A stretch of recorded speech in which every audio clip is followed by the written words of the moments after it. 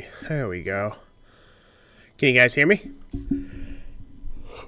Excuse me. Tired, long day.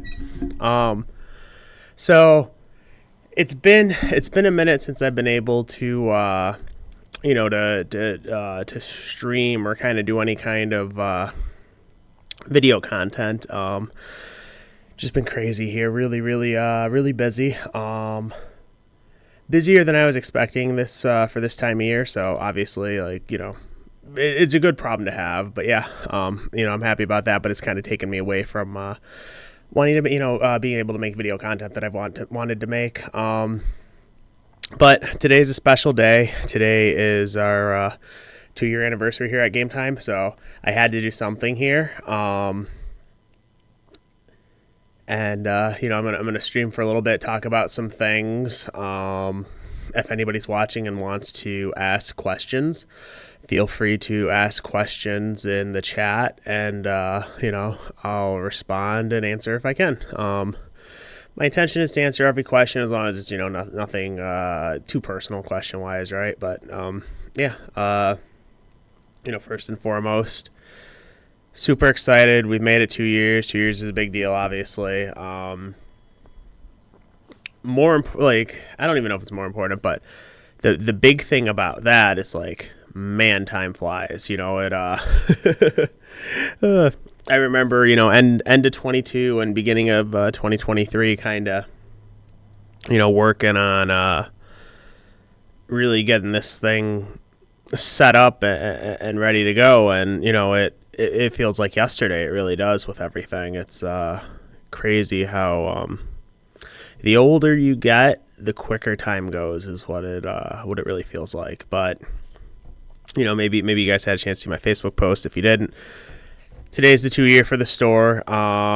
Just made a Facebook post kind of detailing some of the milestones we've hit and things we've done since I've opened. And the most important part of it all is I wouldn't be here, Game Time wouldn't be here, without you guys, coming to shop and support the store, right? So I'm thankful for everybody that, has decided to come along on this journey with me. So it's, it's a lot of fun. It's obviously, it's humbling to, affect so many people in the way that that we have here, right? Whether just somebody coming in looking for cards, right? Maybe they're like a Pokemon collector, or maybe they play Magic, stuff like that, right? Whether they're playing with friends, whether they're being serious about it. Whether you're a tournament player, we've got a lot of very, very regular tournament players here across the different games. Yu-Gi-Oh's at the forefront here just because of we're really kind of leading the charge for GOAT format Yu-Gi-Oh! So we're like the focal point of that. And we have a very strong and dedicated player base that comes along with it.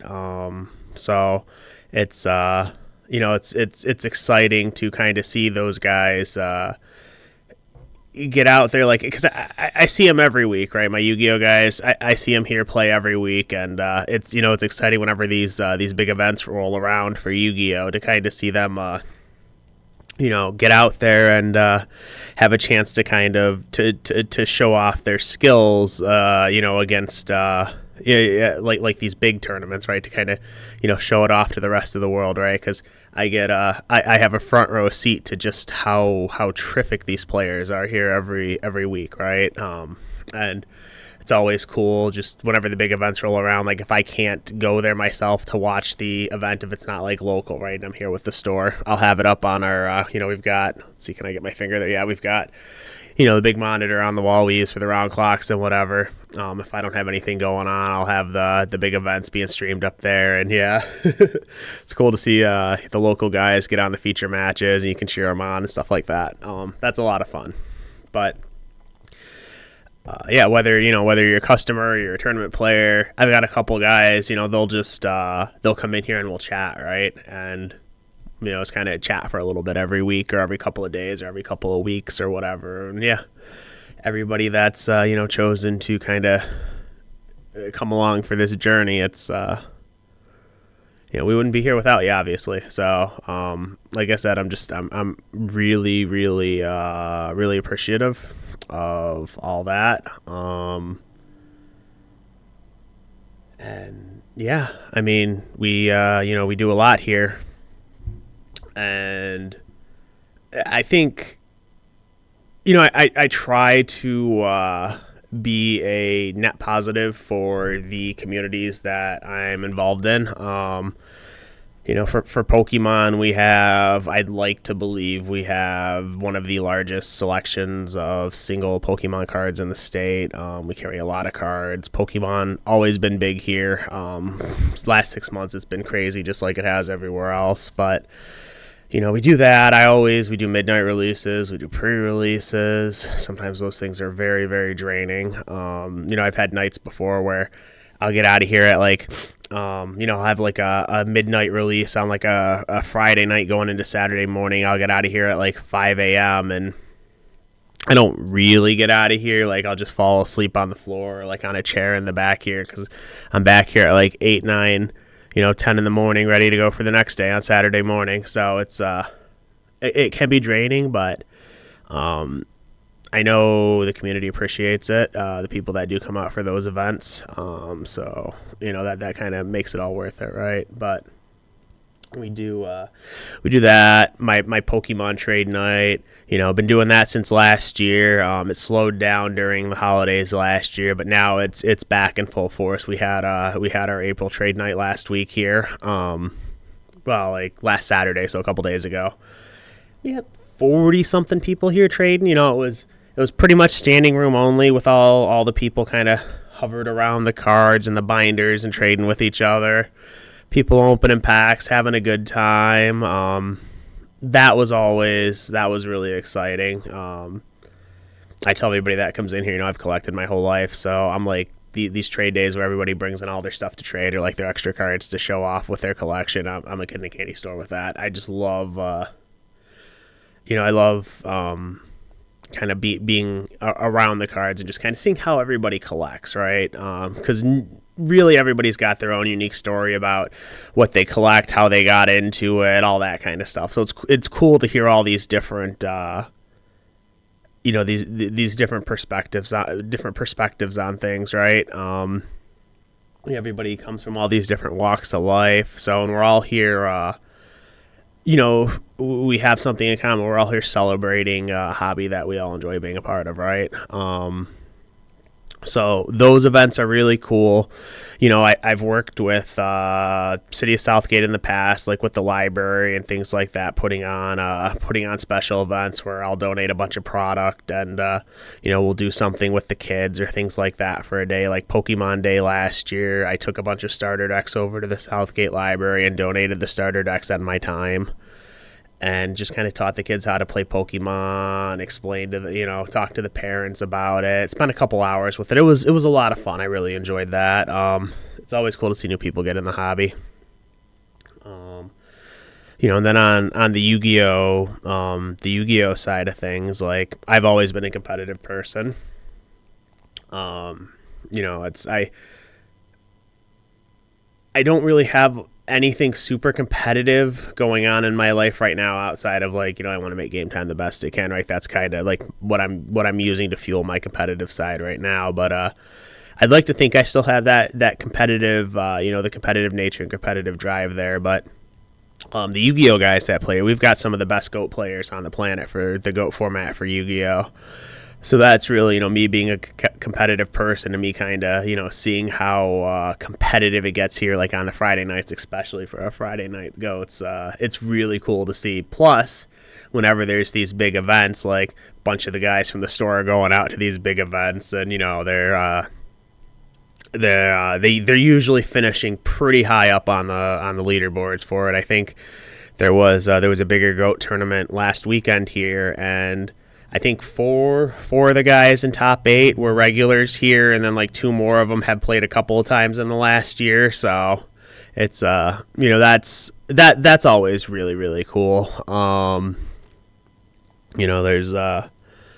there's that. I mean, there's a bunch of other card games too, right? Like Magic is a game that's close to my heart. Magic isn't super big here yet, but we're working on it.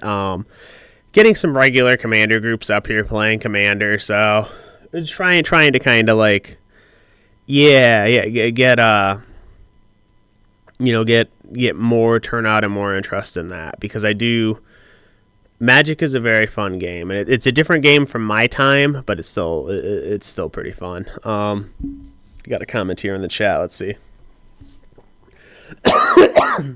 Excuse me. Whoops. I need a drink of water.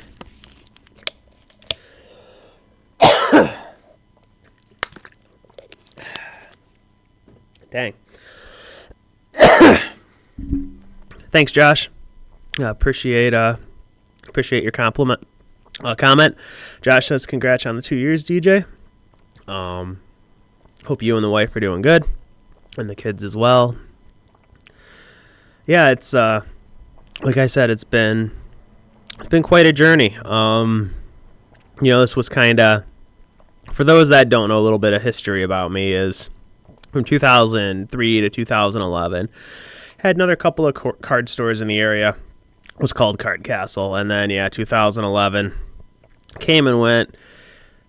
We ended up closing down, getting out of the industry, and so I didn't really actively collect during the period after that. Even the cards, and like I had nothing to do business wise with anything TCG or card related, and it was just a lot of the regulars from that time period over the years. They were reaching out, and especially when we got to like the early 2000s, they were reaching out, just, hey, there's nothing in the area. There's nothing in the area. We need a place to play. It's time to bring the card shop back.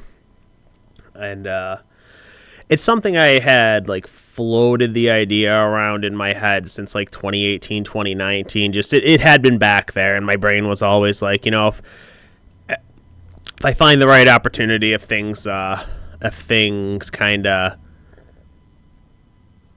how do I say this? Like the right set of circumstances arising and the right market conditions and everything, I can see myself going back into it, right? And then we got around to 2022, and that's kind of where like it being on the back burner, I started considering it more seriously, and I don't know,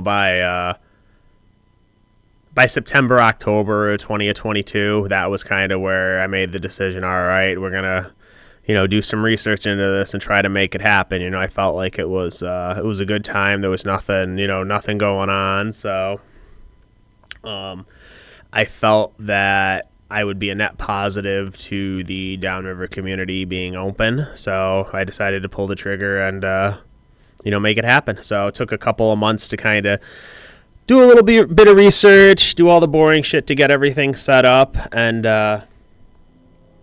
got in the building. And April 29th of 2023, we had our ribbon cutting. There's some cool photos online with me and the mayor for that.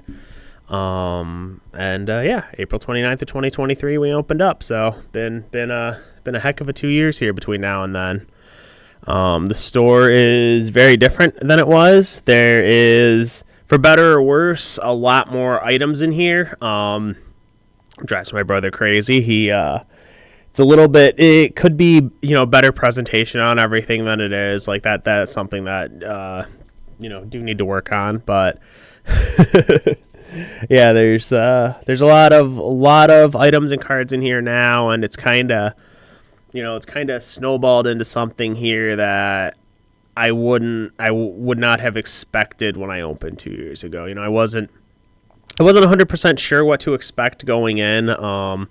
I truthfully didn't believe that Pokemon would be as big and as popular as it is. I thought, this was going to be more like a Magic and a tournament store, right? Because one of my how do I say this? Like one of my unique value propositions that I had that nowhere else does is we do cash prizes here. It was like that was one of my things going in. I wanted to do cash prizes because nobody else does cash prizes. And as a competitor, I love cash prizes. So I figured, well, hey, like cash prizes will get people, in the door who doesn't like cash prizes. And for Yu-Gi-Oh, it's great. I get guys that come in from other states and a couple of carloads of Canadians most weeks that drive in for Yu-Gi-Oh, and they like me now, but the reason they started coming here was just cash prizes, right? And I'm sure if I changed things around and like shifted it over to store credit or OTS packs, they wouldn't be coming anymore, right? But it's the cash prizes that kind of draws people in.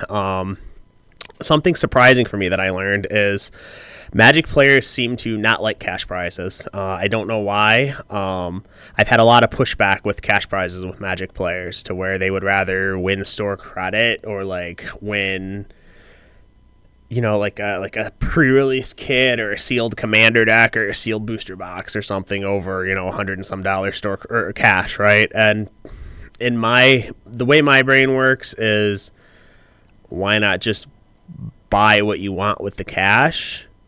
And the cash is better. But some people, I guess optically, like for photos or like winners photos, things like that, holding a booster box looks a lot better than holding some cash in your hand, right? So I understand it from that perspective. But that's been a surprising thing for me that I wouldn't have expected like cash prizes to be an issue. But yeah, some people don't like cash prizes. That's surprising to me. I've also had some pushback with the Yu-Gi-Oh and Magic crowds. There's a lot of friction and tension between the two. And I've learned in general that over the 2 years that I've been here is Magic players greatly prefer the store that they shop at to not run Yu-Gi-Oh tournaments, and I don't know why.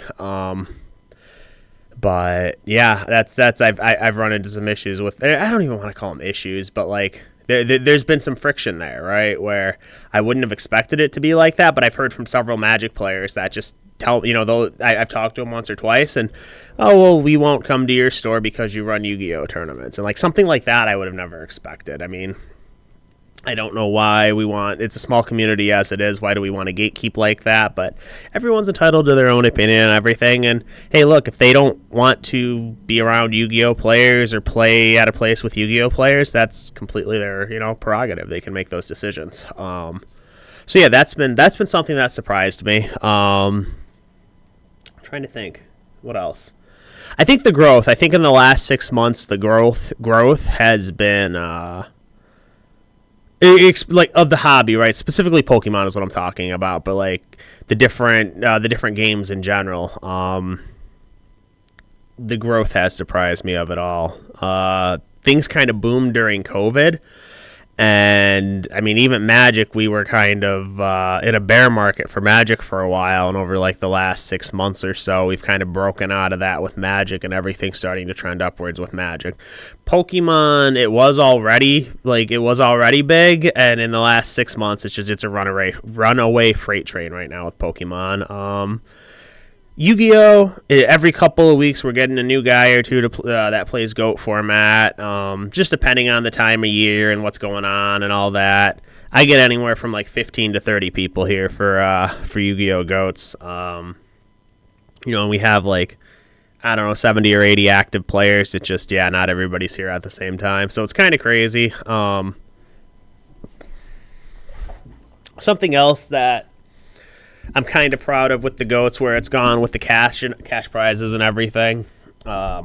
So I've got 2 tournaments coming up in June, and June 14th and 15th, and between them I'm giving away $5,000 in cash prizes. It's one of them is GOAT Grand Prix Detroit. And that event has a $3,000 cash prize pool, which is the largest in GOAT format history for cash prizes. I'm super excited about that.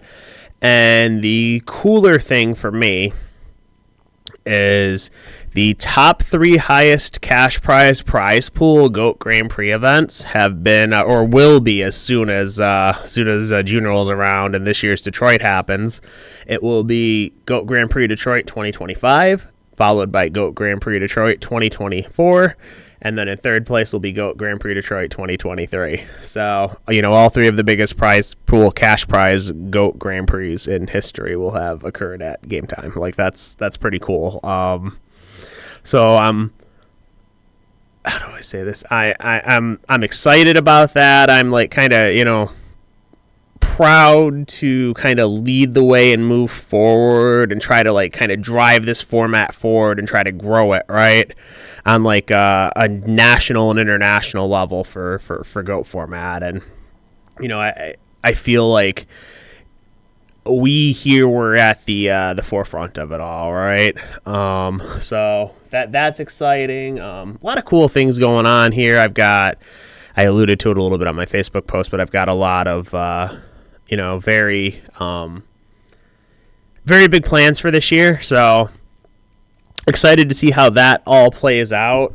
But I do have a lot, like I said, a lot of big plans. And it should it's going to be a fun ride, I think. For those that haven't been in here recently, you'll know that I've recently brought on my first employee here, my brother Randy. So that's a big deal for me to be able to get him on board here. We worked together back with Card Castle along with our mother, and it's that was something that's like was personally very, very important to me to be able to kind of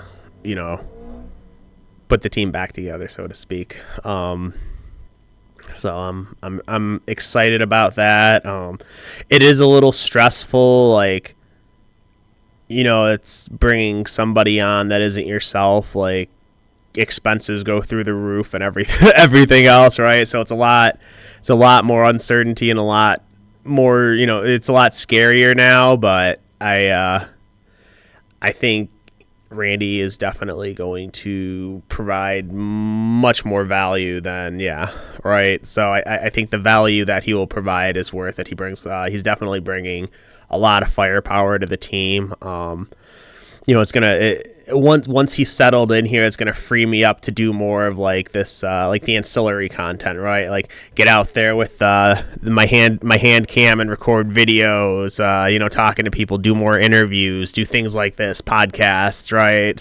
Stuff like that. So I'm excited about that. I'm excited about what the future holds. Like, we don't know, and obviously it's scary to some degree, but it's also like I think it's going to be got a lot of plans for this year, so it should be cool. It's been a heck of a ride. Anybody that's watching, does anybody have any questions or anything I can answer? Can do this, a little bit of a Q&A. Like I could ramble all day about stuff, and nobody wants to listen to me talk all day. So if I can answer some questions, fire out some questions. Gonna take a second here, grab a drink.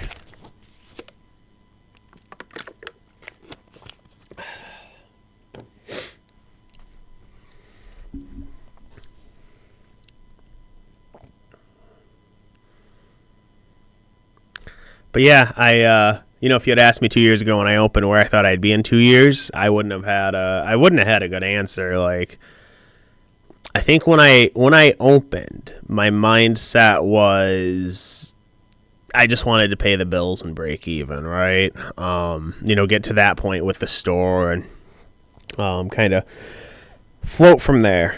So that was priority one. Now it's on more to like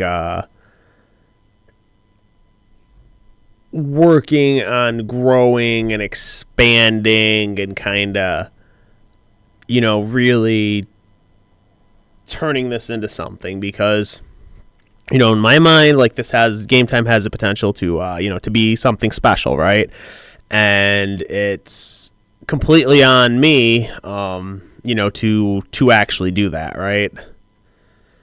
I had a lot of people when I first was opening, when I first told them I was going to open. DJ, card stores don't work in 2023, 2022, current year. Card stores don't work in current year. Everybody plays online. Everybody buys cards online. You can't beat online prices. a lot of negativity, a lot of naysayers. Like maybe rightfully so, honestly. Maybe rightfully so. But yeah, I'm a stubborn person, and here we are. Just worked really hard, and yeah, we're at the 2 years. We're still kicking, so it ain't over yet.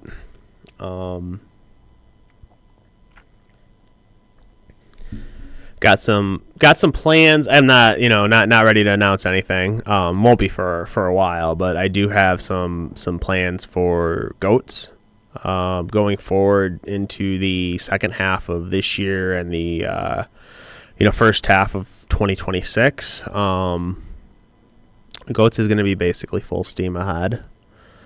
Just kind of getting bigger, better, improving on what we're doing, really kind of making this like the the hub for competitive goats on the planet. I think we're close right now. I think this is one of the more competitive scenes in the area. We have a lot of very strong players, a lot of very dedicated players, and it's just trying to get us to that next rung, right? Pokemon, it's always going to be Pokemon. Markets tough with Pokemon right now, and we can have that discussion in a second here about markets with the card games, but that's one of the big things. The market of today is nowhere near what it was when I first opened. Very different markets, but Pokemon continues to do strong, to be very strong here. Our trade nights are continuing to grow. If our trade night doubles again, we're not going to have room for everybody. So we might have to figure out some alternative plans with that. I've got, for the competitive side of things for Pokemon, I've got a 1K coming up next month, so I'm excited for that. $1,000 cash prize tournament on May 10th. This is my first 1K for Pokemon. Yu-Gi-Oh, I can kind of basically, if I did a 1K, if I gave like 2 or 3 weeks notice, I'd have enough guys here to make it worth it. Pokemon, we'll see. I'm not sure what to expect yet because this is my first 1K for Pokemon, but I'm excited about it. Excuse me. I'm excited about Pokemon, the 1K, the tournaments, and if it goes well, I'm open to doing more or doing something bigger. Like I already have an idea for something towards the end of the year for Pokemon, doing like a 2K or a 2,500 prize pool, something like that. So we'll see the turnout for this Pokemon tournament, the 1K in May, and go from there. Magic, the plan is to continue to try and grow and build the Magic scene here. It's tough. We have a decent amount of people that play and are customers, but it's all different days of the week and things like that, different times when people are available, so it's hard to get games going here. We haven't had a Magic tournament in a while, but we have had we were running weekly commanders. It died down for the holidays. And then, last year, now it's starting to pick up again on our commander side of things. For our other miscellaneous games, we've got like Union Arena. Weiss Schwarz is strong here. We basically, whenever a new set comes out for Weiss Schwarz, I get a couple of boxes. They sell out pretty quick. One Piece is the same way. Get a couple of boxes, sell out pretty quick. Dragon Ball Z had been quick sellouts, and this newest set here, what is it? New Adventures FB05, I think. This one's kind of lingering around for a while. It seems like the demand for the hype for Dragon Ball, for Fusion World is kind of dying a little bit, at least around here. What else? There's like a Digimon and a Gundam card game coming out. So those are, we've got pre-orders in on those, so we'll carry them on release. Not sure what to expect with those, but we'll give that a try. One thing that I've been pleasantly surprised with is we were approved after, it took about a year, but we were approved to To supply and carry and do all the HeroClix stuff, right? So we got involved with HeroClix again, and I want to say that was like September, October of last year. So there's a nice little community that comes up here. Haven't been able to get like tournaments consistently going yet, but almost every week people are up here just playing, fun games, and then when there's new releases, we do, there's different, we carry the product and sell it. HeroClix, that's something that doesn't work like normal card games where, for example, on Pokemon, it's like official release is May 30th. I can sell it on May 26th because I'm an organized play store. It's going to be in my store like May 22nd or something, right? And that's like clockwork, will happen 100% of the time. 100 times out of 100, there will not be an issue on that, right? HeroClix is more like, hey, the set releases, say, April 30th. There's a 50-50 chance it won't even be at the distribution warehouse until like May 5th or something. So I might just get it like 2 weeks late or, something like that. It's the release dates aren't hard in HeroClix like they are in TCGs, and that's a little strange and that's a little weird. But it's a great game. I wish it didn't take up so much space. I've got a lot of, bricks and things lying around here. And they take up, 10 booster packs of HeroClix is like big box, right? Whereas like 10 booster packs of cards is like thin stack. So that's the only difference, and the only downside to HeroClix is just the and especially you notice it is like if you're a collector or a player and you start getting like hundreds or a couple hundred figures, they end up taking up a lot of space. But it looks like a very fun game.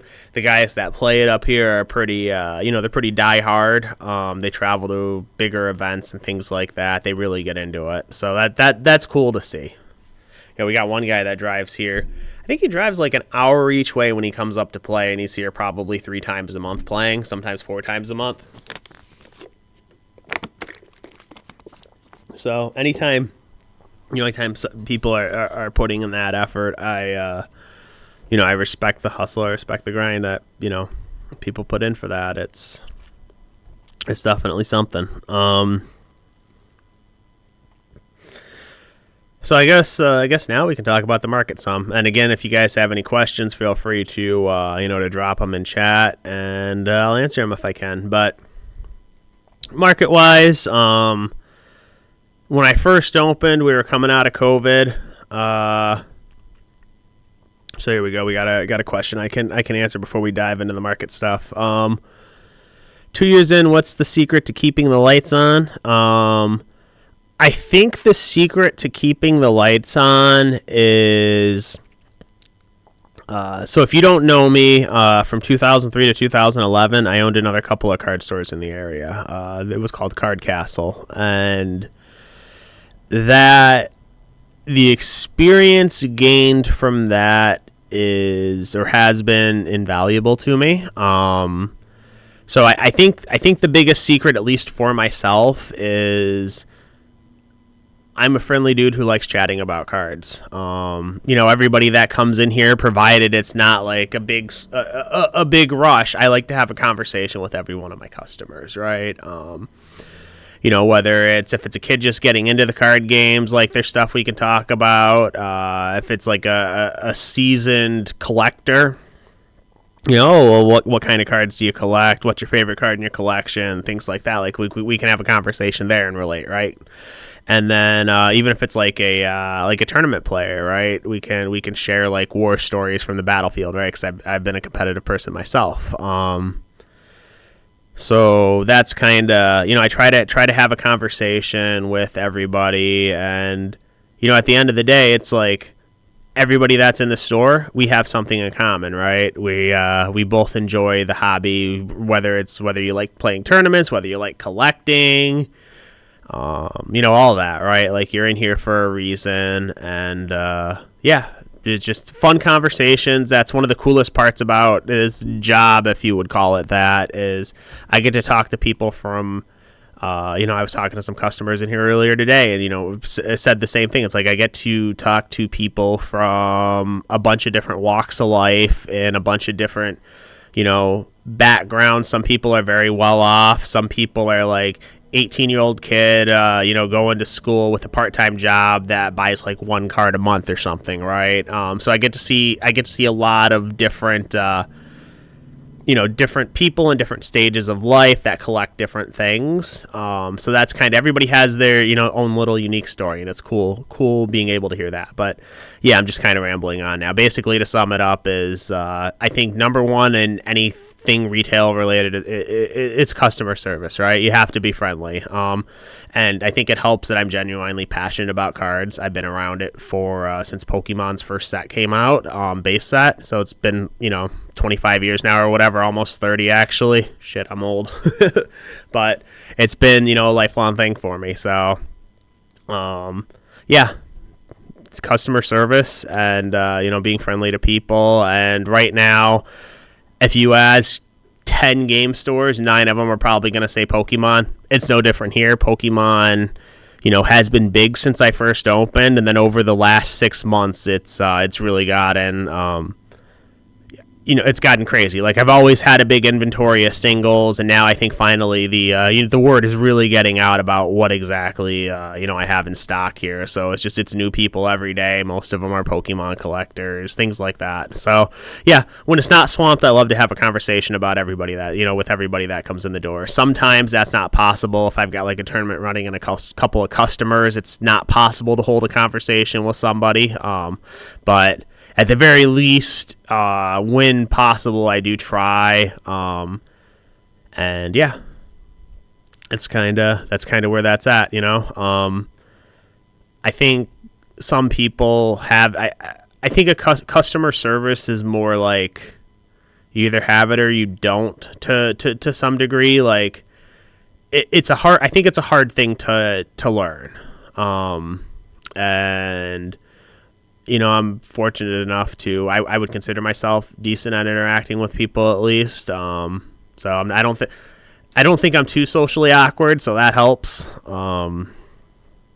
But yeah, some places, and I hear stories like some people will go in and they'll ask a question and just get ignored or things like that. And it's like, that's not, the community's small enough as it is. You don't want to be doing that to people. You got to be friendly and welcoming and all that, right? So be willing to do stuff other people won't, as well. Like, the big thing for me on the tournament side is cash prizes.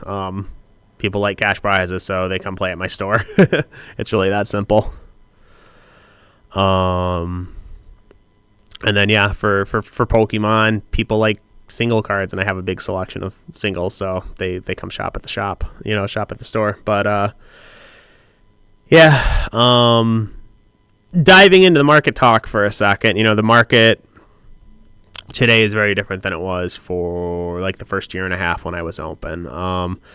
First year and a half or so that the store's been open, I was basically able to get like 80-ish, 70 or 80% of whatever I asked for, like allocation-wise for specifically Pokemon, but really any game, right? There wasn't a ton of an issue. And then as far as demand went, maybe it was because I was newer, or maybe it was because, Pokemon wasn't as popular, or maybe it was a combination of both, but I would get my product in. I'd do the midnight releases. I'd have 10 or 20 people here for my midnight releases. I'd have enough product that it would last through the night, and we'd have product for like a week or 2 or 3 or something, right, before we would kind of run out. Back then, prices were different. We would be like $110 a box here for Pokemon booster boxes. And then yeah, just 40 to 45 on ETBs, just depending on what ETB it was. I think the specialty set, so I think 151 we were like 45 on the ETBs, and then the other ones we were, for the most part, I want to say it was $39.99. But as you all know, if you're a Pokemon collector, over the last 6 months, the market has drastically shifted. Product is almost impossible to get, and when you can get it, distribution increases the price. They know the product is worth more money, so they put the squeeze on the stores. So it's harder for me to get anything. I'm not getting what I used to get. I'm paying a lot more for it. I'm held hostage in some degree sometimes, with some of it, and I don't want to burn any bridges with distribution, so I don't want to say any more than that. But it's become more of a pain, and then as a consequence, and it is a choice, and people can choose. Any store owner, they can choose to do what they want as far as I'm concerned. But the choice I make is I do choose to sell closer to market price. Typically, my strategy since Prismatic release has been mostly to be like market minus 10 or 15% on these newer products, just because I'm paying more, there's less of it to go around, and so on and so forth. So if you buy a box from me, I don't crack the seal or anything. You get to keep it sealed and do whatever you want with it. I know some stores, they'll charge MSRP if they open everything in front of you or something like that. Every store has a different strategy with that. So that's just how I choose to mostly handle it. It's not what it used to be. I greatly wish that, like, I liked it better when, if I told my distributors, hey, I want 100 boxes of Set X, they would send me 100 boxes, and I could charge like $110 for a box, and it would sit here for a week or 2 or 3, right, before I'd run out. I liked that market a lot better than I like this market. I don't like the markets where products are so hard to get. So let's see. It's going to be over on this side. So my shelf over here, this whole shelf, that all used to be, like, that whole rack used to be all Pokemon, and now it's just a bunch of miscellaneous stuff because I'm out of sealed product at this point. I stocked up back in November. I kind of figured we were going to have a shortage. I didn't expect it to be this bad or last this long.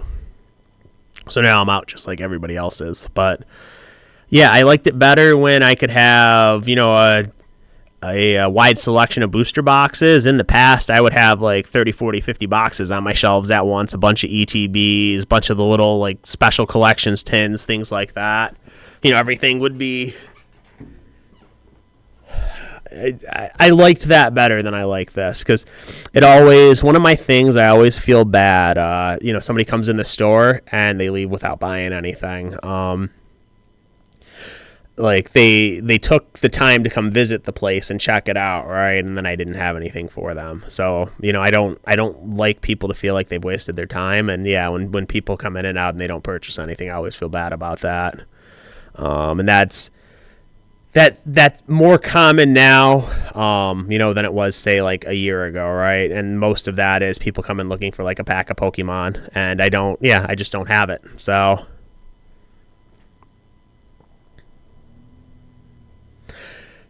Thanks for the compliment. Doc Professor Patrick says, congrats on 2 years. It's been fun coming to play. Glad we have places around here to play. Yeah, my pleasure.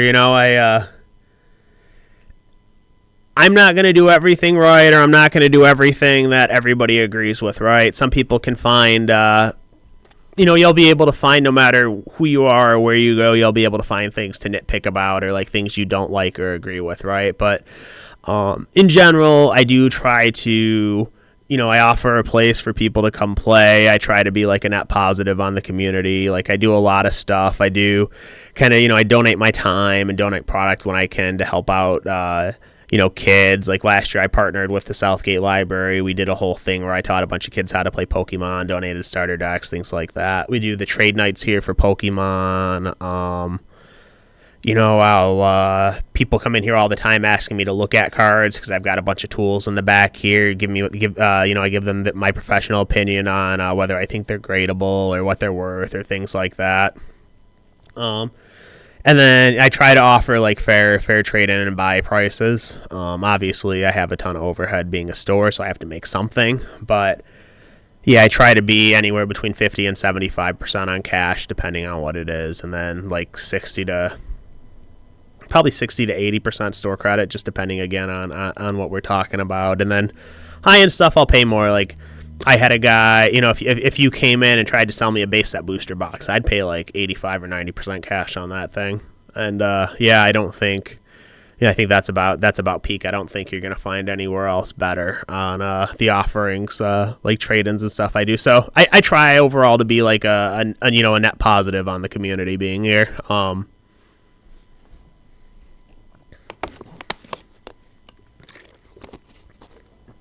Excuse me. SRM Grinder says, Thanks for all you do, DJ. We love the shop. See you in June." Ooh, that's a GOAT player. Thanks for the compliments. I'm super excited about that weekend. It's a little scary because I've guaranteed $5,000 cash no matter how many people show up for both of those events. So like that's a big dollar amount. So I'm a little scared. But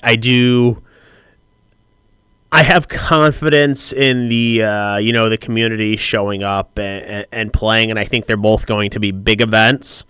I think there's big prize pools that will be record-setting that weekend, right? I think a lot of people are excited about that. I'm excited too. It's just now taking care of the little things to make sure, like, I'm happy with how my main stream went last year. My secondary stream that I had set up just had an overhead cam. It didn't have like any face cameras or anything. So I'm considering, I got to do some research, see if I can upgrade that on my secondary PC without having to upgrade the PC too for that. Because I would like to make my secondary stream a little bit better. But yeah, I'm excited. I'm always excited with GOAT stuff. Like I said, I think we have one of the better scenes in the country.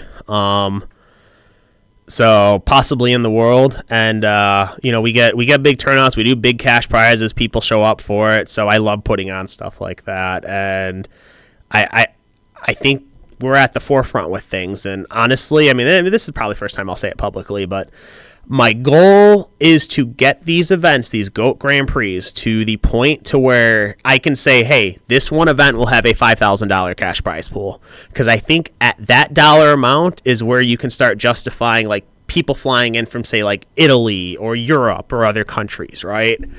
So I'm hoping for next year it is big enough for me to be able to offer a $5,000 cash prize pool for GOAT Grand Prix Detroit 2026. That's what I'm hoping for. We'll see how it all plays out, but I would love to do a 5K prize pool for one tournament, right? This one in June is like it's 5K spread out between the two on Saturday and Sunday. So that's kind of that's the next step in the next evolution here. We'll see if we can get there for next year. We'll see how the Grand Prix in June goes for, the Grand Prix and the Game Time GOAT Championship event go in June here. But I am excited to see the turnout. I know I've already heard, had people reach out to me and like, hey, thanks for doing this. 'Cause yeah, it's historic and record setting what's going to happen here in June. So, hopefully a bunch of people can, make it out, be a part of it. And, we're going to have a hell of an event in June. It'll be very exciting, and I'm excited to kind of see it all play out, right? What do we got? Tedo Vallis. I probably botched your name. Sorry, man.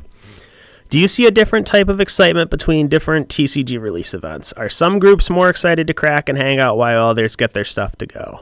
So best example I can give with that is my Pokemon pre-releases.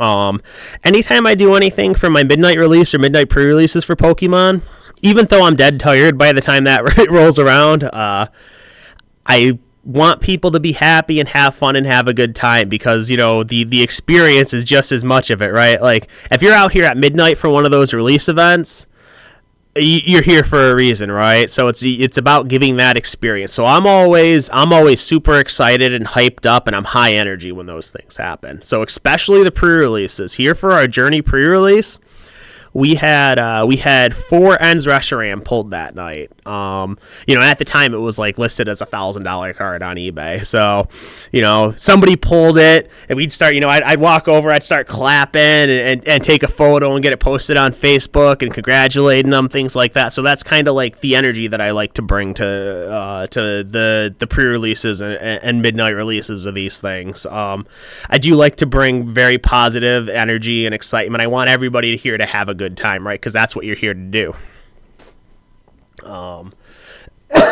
So it's just like, this is going to sound weird, but I would compare it to if you go to a casino, right? Let's pretend there's no flashing lights, nobody's having a good time, everybody looks depressed, right? You're not going to have a good time either. It's just not that kind of environment, right? You want to have like a really good atmosphere, really good environment going on with these things, and because there's no reason not to, right? Everybody there is getting cards early, right? Or if you're there for a release, you're getting cards like at that midnight release. People are opening cards. It's the excitement of this brand new set, this brand new product. And there's going to be a couple people in the room that pull some really fancy looking cards or really expensive cards. So you got to make sure, you want to celebrate that, right?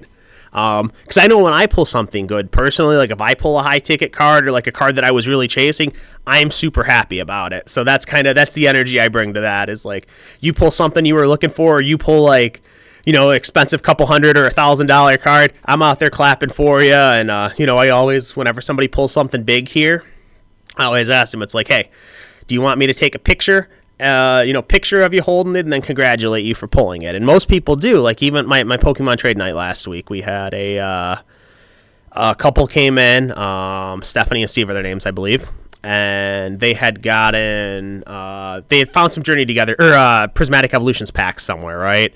So they cracked them here while the trade night was going on, and they pulled the Chase Jolteon from Prismatic.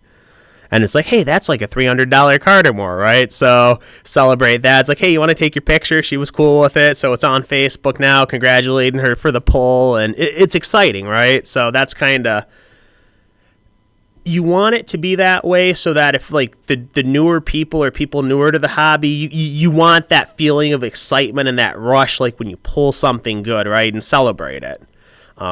Because that's part of the reason you're pulling it, right? Like when you hit that chase card you're chasing for, the feeling of it. So you want to celebrate that. And that's the atmosphere I try to cultivate, and bring here for that stuff. Even if you're like random person off the street and you buy a booster box here, like sometime during the day, right? Or like a bunch of packs or something. I have my streaming set up as long as I'm not streaming a tournament. I always offer, it's like, hey, do you want me to stream that? We'll fire up the stream and you can crack the packs live on stream. And some people do that. I got a guy that comes in here, and his buddy lives in Australia. And he always, he'll buy a bunch of packs and then sit down and text, message his buddy, be like, hey, I'm about to go live, watch me open these packs. So he's got his buddy from Australia watching the Game Time stream as he's opening packs on stream. Like stuff like that is cool, right? But yeah, there's a lot. I make it a point to have like a bunch of energy and hype and excitement for my Pokemon releases and pre-releases, right? And most people stay and open that stuff here. Like they have a lot of fun. Other games, same thing. I don't have other games where I'll have 50 people here at a midnight release, right?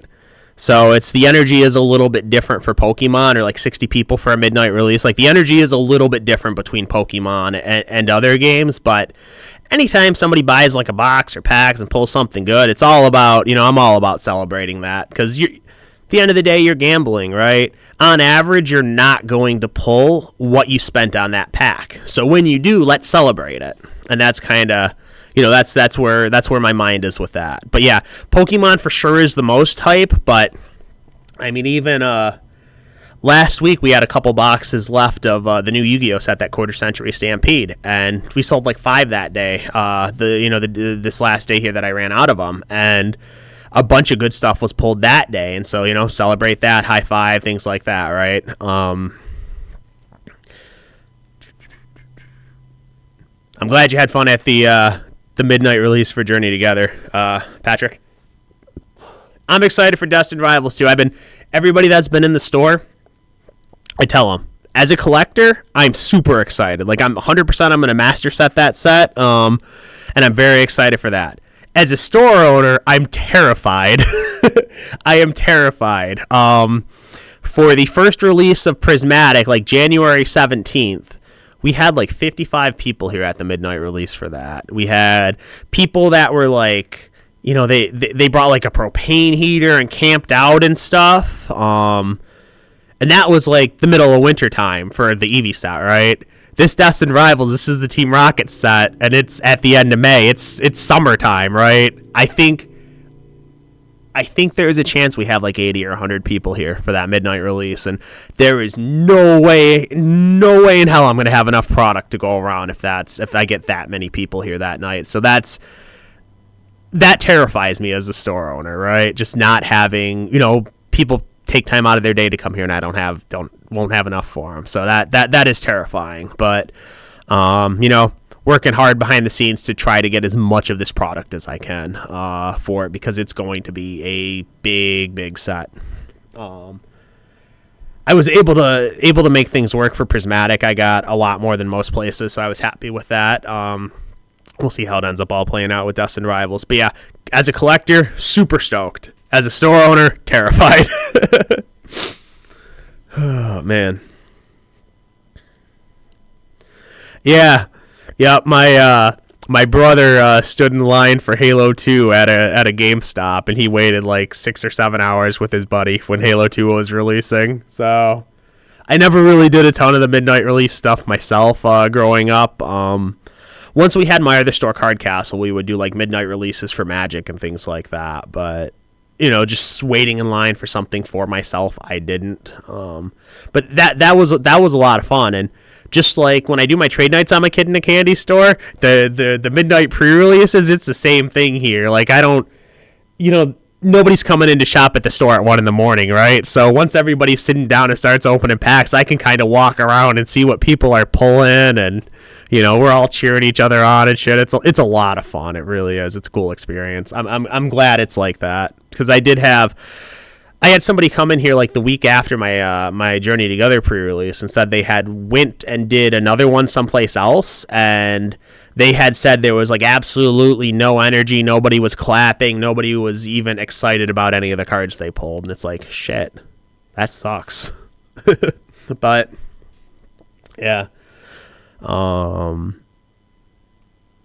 think Pokemon going forward is going to be really, really good. The rest of this year, I think, is going to be super strong. I know some things that aren't public yet, so basically, I think Pokemon is just going to continue trending upwards till we hit the 30th anniversary. I think the product allocations are going to suck, and they're going to continue to suck, but the market shifted. You just got to you do what you can, you get what you can, and reprints of different products happen at some points. I don't know if it's this week or next week. I'm getting a couple of Prismatic ETBs, small reprint on that, so I'll have some more Prismatic ETBs.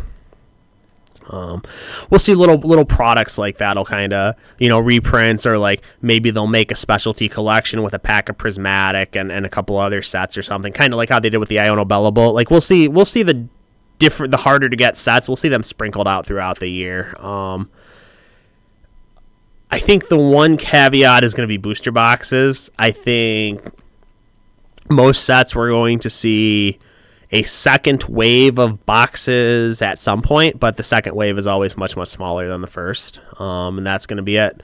Pokemon Company, if you've been around, most people haven't collected that long, but if you have, you'll remember like the 2017 to 2019 era, where they did 4 or 5 print runs of a bunch of these XY era sets. And I mean, prices collapsed into the ground. People are selling boxes for like 60, 70 bucks a piece, right? You couldn't give them away, basically. So I think they learned their lesson from that. Prices have since rebounded obviously on those, and they're like $1,000 boxes today or more. But yeah, I think Pokemon Company has navigated very, very well these markets, right? They navigated COVID well. They learn from the mistakes they make. So I don't see a world where we get like 3 or 4 print runs of Journey Together ETBs or Prismatic ETBs, or like Journey Together boxes, or things like that. I would be surprised if we get any more like Twilight Masquerade boxes even at this point. I don't think we're going to have another wave. Surging had a small one. We might see one more Surging just because of, that's where like it really started tightening up. But we're not going to see a ton of waves of these things. So I think it's still, I guess what I'm saying is some people are like, oh, I'll wait for the reprint and wait for prices to drop and buy.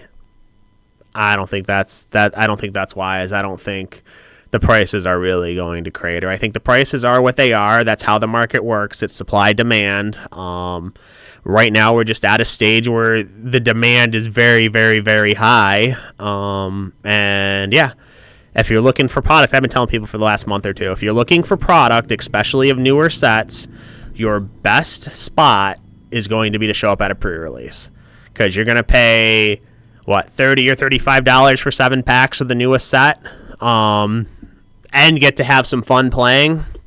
You're not going to beat that value, and you get the set a week early. So that's, I think, most people's best bet for getting product from new sets is participating in pre-releases.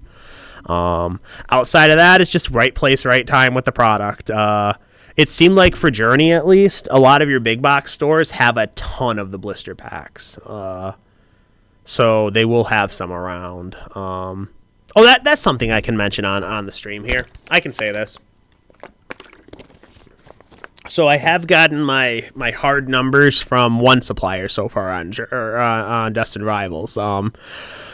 Those numbers are better than my Journey Together numbers. So I am excited about that. And, if the other suppliers that I have follow suit when I get those numbers, excuse me, I will wind up with more Destined Rivals than I did Journey Together. And if you ask me personally, I think Destined Rivals is a better set, so I'm happy for it. I am excited for that.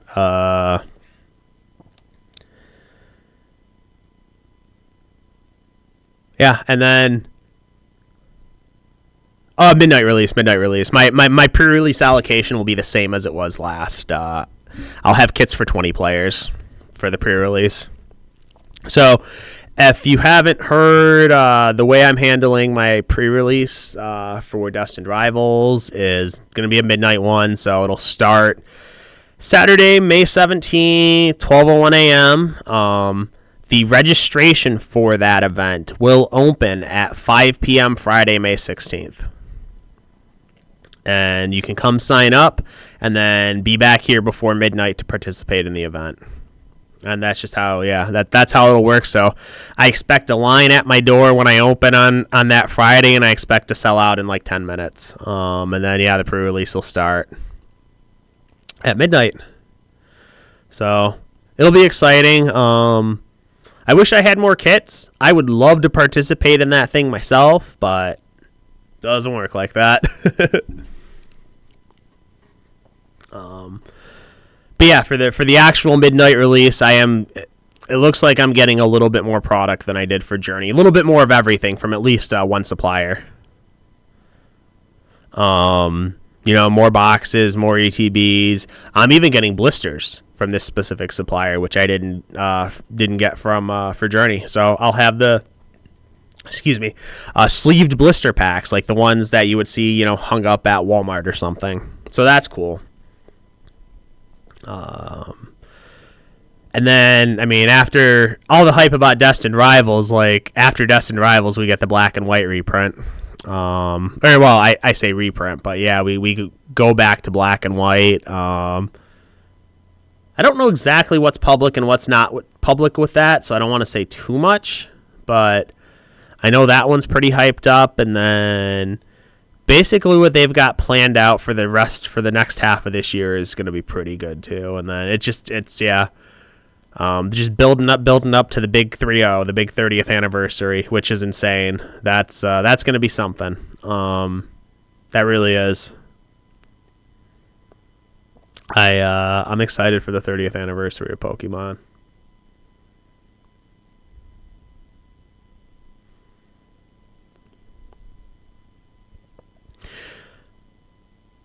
Yeah, Teta Valis. If you haven't been to a pre-release or like a midnight release or anything, it's a lot of fun. The pre-releases are more fun because you get to like build a deck and participate and play games. The release itself is you just kind of waiting in line and getting some product at midnight. But the cool thing with either of those is if you're not collecting the full set and you pull something big and expensive, you're going to be one of the first people to have it, so you can sell it for an inflated price online, right? Like I said, at our Journey Midnight release, those Reshiram were going for like $1,000. And yeah, now they're like $20 or something. Thanks, Patrick. Have a good night.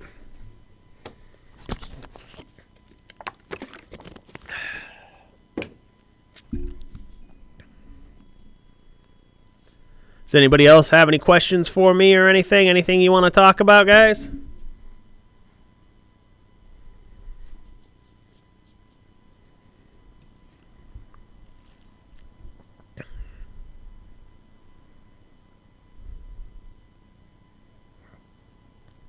But yeah, well, I'm waiting to see if we get any more questions. I'm excited for the tournaments I've got planned ahead. I'm excited. I've got some plans for Pokemon events and Pokemon things for the rest of this year.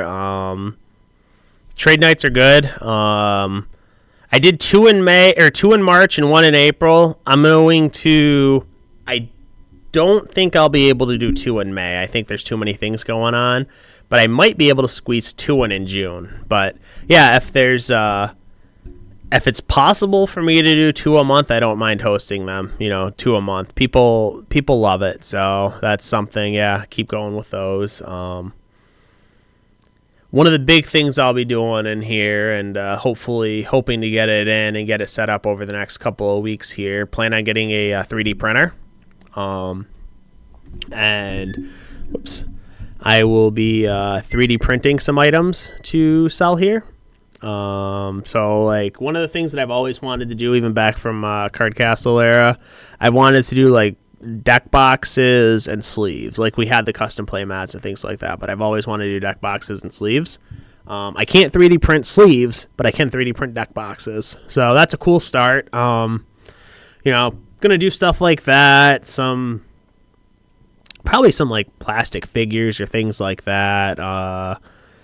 Things that might look like Pokemon, but I believe for legal reasons I won't be able to say they're Pokemon, stuff like that. The deck boxes I'm excited about. Probably dice. I get to make some dice too, like game time dice, stuff like that. And then going into, end of this year, beginning of next year, I've got some really big things planned, but it's not anything I can talk about or announce yet. But I am excited for it. I am. This like I said in my post, and I've said it 4 or 5 times here. It's really humbling, and like I'm very appreciative of everybody that chooses to visit the store and shop at the store and hang out here, right? Because it's all like we're one big community and it's all growing together, and it's exciting, right? And then on top of that, I get to share the knowledge that I have with a whole new generation of people that are new to the hobby, right? Whether it's like little things or like how to store your cards correctly, stuff like that. I've had a lot of people watching my my how to proper, my new player series videos on how to properly store your cards on YouTube. I've a bunch of people that have been in the store I've suggested to watch, and they'll watch it and thank me for the info. Just a bunch of little information and tidbits, just things I can share that way, right? So that's kind of cool to contribute that way. And there's some things that really separate me to where, like I said, I have a lifetime of experience. It's almost 30 years at this point in Pokemon, right? So there's information that I'm going to have, or like knowledge that I'm going to have that just nobody else really does, right? Or like, other card stores won't, right? So it's cool to kind of be like that. And yeah, for Pokemon here, it is like, this is like a collector investor hub for Pokemon. People are really, I get kids that, a bunch of people play my tournaments too. Like my tournament last week, I had what did I have? I think there were 19 people here for my challenge last week, but it really is like I get a lot of cool stuff too because of it. A couple of weeks ago, I had a guy trade in, a full booster box of Jungle. I've got, you probably can't see it. I think my head's in the way. Let me see if I can move it. So where's my finger? Right there. If you can see it, that is a original starter gift set. And what that is it's a box that's got a 2-player base set starter deck in there, or two-player base set starter set, jungle theme deck, jungle booster pack. Guy traded that in a couple of weeks ago. The shrink wrap is perfect. There's no discoloration from the sun. There's no sun fading. It's got the original KB Toys sticker on it for $25. So it's like stuff like that. I get to see some really cool things that roll in here. And a lot of pieces of like Pokemon history, right? So like that, stuff like that, I love to see. It's so cool. I have a Legendary Collection Dragonite PSA 9 in the case, the reverse hollow one, right? Like that Firecracker hollow, and there's like 178 of those in the world. A while ago, I had a PSA or a CGC 10 Mewtwo. The Holland Phantoms, the electric one, reverse stamp on that one. And that's something where there's like between PSA and CGC, there's like 30 some copies of those in the world. So like that was another cool thing to have. I like having stuff like that, or like I really like that the starter gift set, because that's a piece of Pokemon history right there. That came out right when Jungle released. It's really cool. Let's see. Do you have any type of raffles as well during events for like sleeves and a few extra packs can win, or toss in other card games to build new hype for lesser played games? I do raffles on things a couple of times a year. The last time I did like a big raffle, we did with my Black Friday sales. I had some raffles in there for, what did I do? I had a raffle for a 151 booster bundle. I think I did something for an Elite Trainer box as well. And then my top end raffle was, I think it was the Terapagos UPC. It was a UPC of something. I think it was a Terapagos UPC. Usually I save the raffles for like more special events. But I do them a few times a year, and that's something, I guess, since we can go in there. I've got some very very big plans and some exciting stuff for the Black Friday sales this year for that weekend. Last year, if you were here, there was a for Black Friday exactly, I had the showcase behind me. I had cleaned out the bottom 2 shelves, and I had brought a bunch of items from my personal collection. I had called it like From the Vault, DJs From the Vault series or something. I just gave it some corny name because it was cool, because like I pulled it out of the out of the vault to bring it here, and I had like PSA 10 ponchos, I had XY ETBs, I had heavy base set booster packs, some Pop 5 packs, some really cool, really cool Magic cards. I had some Power 9 in the case, some very old and like hard to find items were in the case for that day. It was like a 1-day sale for my for Black Friday that day. I did here, and everybody liked it, so I'm gonna bring it back for Black Friday this year too. Probably bigger and better. We'll probably take up a whole showcase, like a big showcase for it, and we'll have fun with it. I don't necessarily want to part with all my personal stuff, but I think like the promotion, it gets people in the door. It's good for the business, right? I think I'm willing to, because it helps grow the business. So yeah, I had what did I put in the case last year Pokemon wise? I think my most expensive Pokemon card was the Latios tag team. Had that in there, a PSA 10. I had Moonbreon PSA 10. A couple like 4-figure PSA 10s were in the case. Some old Magic too. I had a bunch of old Magic booster packs, in the case, stuff like that. So it was people enjoyed it, and I've had people ask me if it's, or already asking me like, hey, are you gonna do it again this year? So it's like, yeah, it'll get people in the door, and it's some really cool stuff, even if you just kind of want to look at it. It was some cool stuff, so I'm gonna do that again, where I bust out some stuff from my personal collection for one day. So give people a crack at it.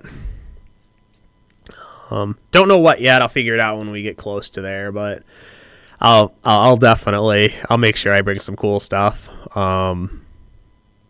Especially a lot of Pokemon stuff now that the way Pokemon's trending with so much popularity and everything now. Who would have thought? I talk about this with people all the time. It's like when it first came out almost 30 years ago now, who would have thought it would be where it's at today? And I mean, Pokemon's had, it's had its ups and downs, its waxes and wanes and whatever, right? But like, we're still, I mean, 1999 or whatever, when it releases down here, right? We're like up here for, current day Pokemon. Who would have thought, right? Because like, look at sports cards, like your 90 sports cards, they printed to the ground and they're all worthless for the most part, right? It's who would have thought the hobby would be where it's at, whether it's Pokemon or like Magic or any of the games, it's crazy. It's crazy.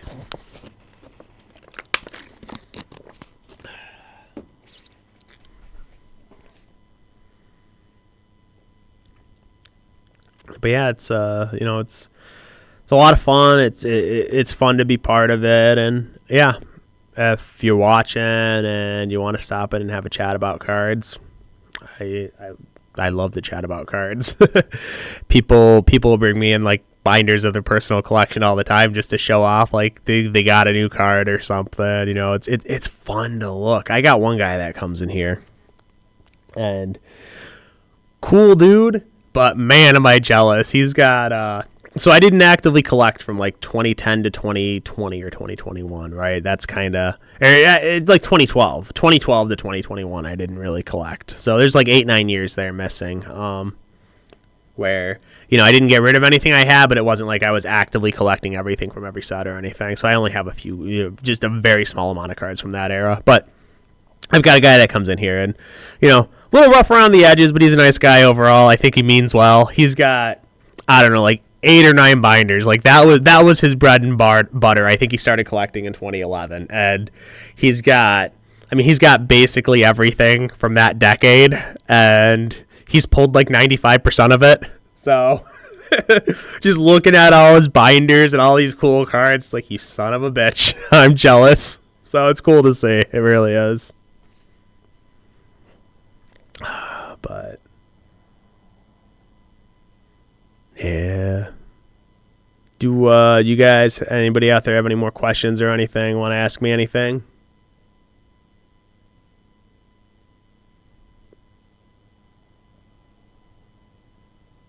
All right. Looks like we're been going for like an hour 20. Yeah.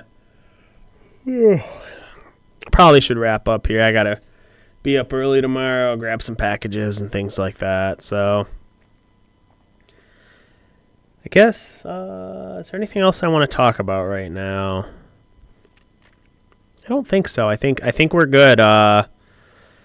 May 16th, the EV Super Premium thing releases for Pokemon. May 17th is going to be Destined Rivals pre-release. May 26th, we sell our Destined Rivals. Was it like June 13th, I think, is Final Fantasy for Magic. That's another big one. I guess I didn't mention Magic. I can talk about that real quick. Working, with what I can here, trying to get as much of that set as I can. I probably won't know my numbers until the last week of May, first week of June. But I'm going to get as much as I can of Final Fantasy, even though Magic isn't super big here. People will be looking for it. So I'm going to try to get what I can of that. And then after that, it's Magic is on to, what do we got? We got like a Spider-Man set. We got a bunch of Marvel collaborations. There's a set called Edge of Eternity coming out, or Edge of Eternities, something like that. That should be exciting. One Piece drops, I think, in June, right? I think it's May 24th. Sounds right. May 24th, I've got a Lorcana set championship here. I think the next set of Lorcana drops in June. So May's a big month. June's a big month. The summertime's going to be huge for cards, and I think the markets in general, I don't think the market's going to change. I think it's full steam ahead. Pokemon definitely leads the way, though. If you see the Pokemon market starting to soften, I think everything goes the way of Pokemon at this point. They're the leader of the pack. They've earned that right. They're the biggest by a mile. They've managed all these markets almost flawlessly, whereas Wizards of the Coast have slipped up on things and shot themselves in the foot a bit. I think Pokemon's number one. I think Magic is still, regardless of what they do, I think they're almost always going to be number two. Number three is a toss-up, right? It's One Piece is big, but I think they have supply issues. I think they always will because Bandai just doesn't want to print enough. Lorcana is big, and it doesn't have the same kind of supply issues. Plus, it has like Disney star power behind it. You got a bunch of other little things like Weiss Schwarz. That's a game that if you're not around cards, you probably never heard of it, but they've been around forever and they're big. Their new set that just dropped. They're up to $80 or $90 a box now. That Nikkei, which is crazy. It's all. Next month we've got a HeroClix release too. I've heard that set isn't great, but it's still HeroClix release, so I'll have some product in, and that'll sell. People play HeroClix. It's fun. It's very, very busy and exciting times ahead for cards over the next couple of months, and I think the market's not going to shift. I think, like I said, I think Pokemon's the lead here, and I think Pokemon will go strong unless Pokemon Company does something drastic. I think Pokemon's going to power through strong until the 30th. Not financial advice. I'm just a random dude that's doing a stream right now, but I think Pokemon's going to power strong through the 30th. After that, who knows where we're going to wind up at? After the 25th anniversary, things kind of died out for 2 years or whatever after that. So we might experience something similar. We might not. Don't know. All I really know, I shouldn't say no, but all I really think is that the bull market can't last forever, and it is cyclical. I think at some point we'll enter a bear market, and then at some point after that we'll enter a bull market again, and the cycle will repeat itself. Until then, I think everything's going to keep, it's going to be strong for a while. And once you start to see like cracks in the armor of Pokemon, that's where maybe you start getting worried about the other card games too, because I don't really think anything's going to start fluctuating or folding before you'll start seeing some movement in Pokemon. It's very exciting, very, very exciting. I'm here for the ride. Crazy how much time flies, but it's been 2 years. Very excited for the next one, and I'm just rambling on here now, so gonna wrap up. I do one more time. I want to thank everybody. Without you guys supporting the store, like even if you just watch the YouTube videos, things like that, or share information about the store, like that does support it in some way. So I wouldn't be here without that support. Game Time wouldn't exist without that support. So thanks for that. And if you are in the Downriver or like Southeast Michigan area, or like maybe northern Ohio area, we're not too far away from Ohio, feel free to come check the store out, or like shoot me a message on Facebook or give the call store if you have any questions. But our address is 18829 Eureka Road, and we are in Southgate. And that's about it. I'm super, super excited for what the future holds here, and it should be. I'm the captain of the ship. It's on me to navigate this. So I'm I'm excited to see where we wind up. It's gonna be a fun ride. So once again, thanks everybody. Have a great night.